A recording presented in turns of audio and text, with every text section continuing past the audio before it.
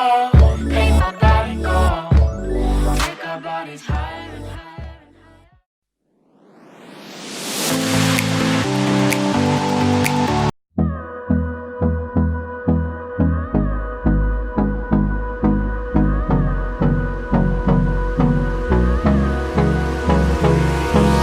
Hold me close till I get up. Time is barely on our side. I don't wanna waste what's left. The storms we chase are leading us, and love is all we'll ever trust. Yeah, no, I don't wanna waste what's left. And on we'll go, through the wastelands, through the highways, till my shadow turns to sun rays. And on we'll go.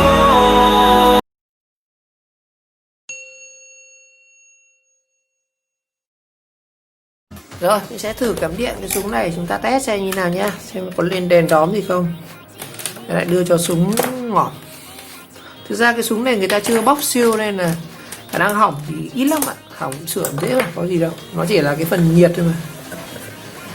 Rồi, mình cắm vào này, không phải lên giờ gì. Đó, ấn công tắc à. Cái này nó xịn hơn rất nhiều so với cái súng của mình các bạn. Cái này cắm vào chả có đèn đóm thì cũng chả công tắc, chả biết là nóng như nào. Test duy nhất là các bạn, chúng mình sẽ phải sờ vào đây. Đó, sờ vào đây mình test được. Cái này xịn rồi. Nóng khá là nhanh em ạ.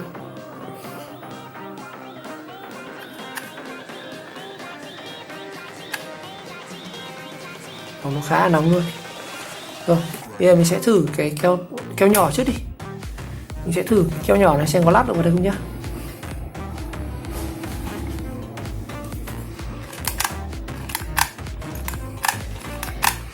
Có phải cái keo nhỏ lắp cái súng này mình nhét vào được nhưng mà có cảm giác như khi mình ấy cái cò nó không đẩy vào.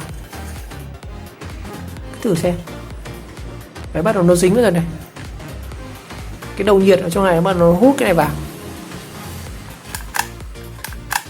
Đó.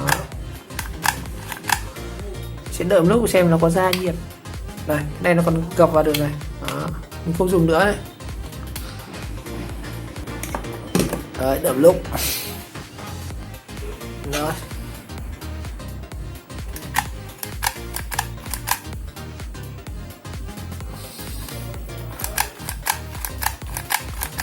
Cảm giác là cầm cái này không thường nó nóng lắm các bạn. Như bên trong thì bắt đầu nó chảy ra này.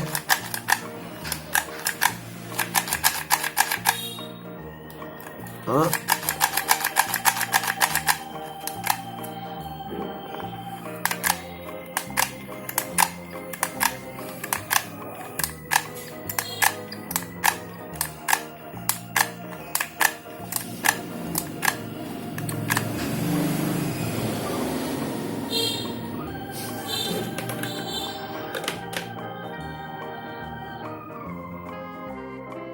Chảy gần hết rồi mà chả thấy ra keo gì.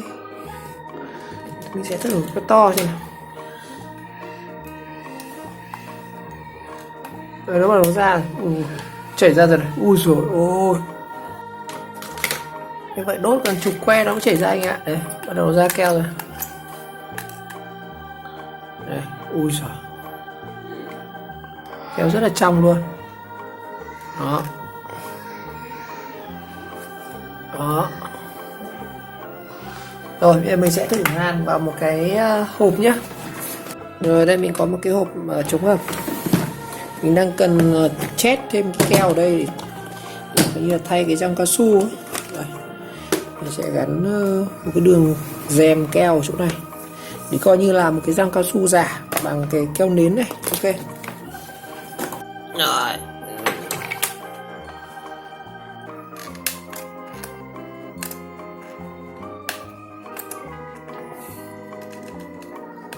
Mình kéo ra khá là nhiều luôn anh ạ.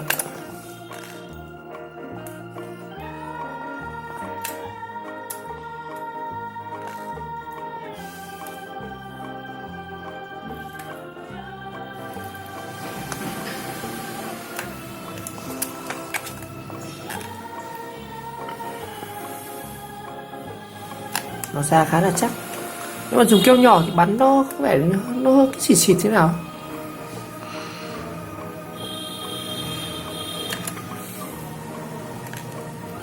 Rồi, keo ra rất là chắc luôn.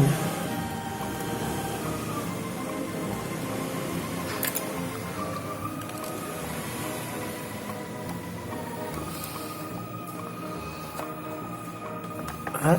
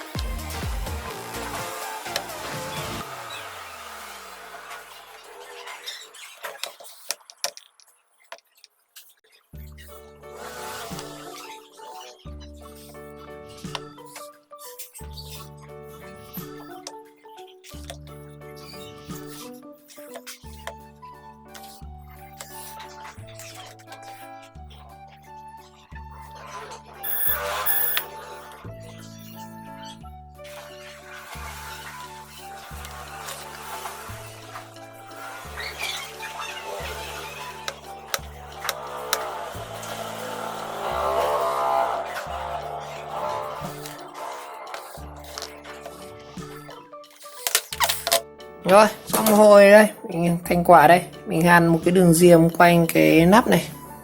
Cái này để thay cho cái răng cao su để làm cái hộp trú mật. Đây cái đường hàn của nó đây. Nói chung là cái súng này dùng khá là ngon. Cái đầu này của nó rất là nóng luôn này, khoang rất là nóng, có bóp rất là sướng. Là mình sẽ làm một video bung thử cái này. Cái này hết đúng một que luôn các bạn. Đây, hết một que này. Mình mồi mất một que này mãi không thấy nó nóng. Hóa ra là cái súng này tốt nhất là dùng cái que 1 chấm này nó hợp hơn. Còn cái que này chắc phải nhét 2 cái một lúc thì sao mới vừa nhỉ? Tại vì mình nhét một que mình không thấy nó đẩy được, nó không cắn được vào. Khả năng chúng ta phải nhét cái này 2 que một lúc. Chắc phải nhét 2 que một lúc. Tầm này. Phải nhét 2 que một lúc anh em ạ. Nếu mà anh em dùng một que này thì chúng ta phải chơi 2 cái này. Đó. Chứ ra dùng một que này thì nó vẫn rẻ hơn cái này. Rồi, một lần nữa cảm ơn các bạn đã theo dõi video clip. Và nếu thấy video hay thì nhớ các bạn nhớ like, subscribe ủng hộ kênh và chờ đón các video tiếp theo. Xin chào và gặp lại. Đấy, cái này nó còn tiện, nó có cái này nữa này. Chuyên nghiệp vãi.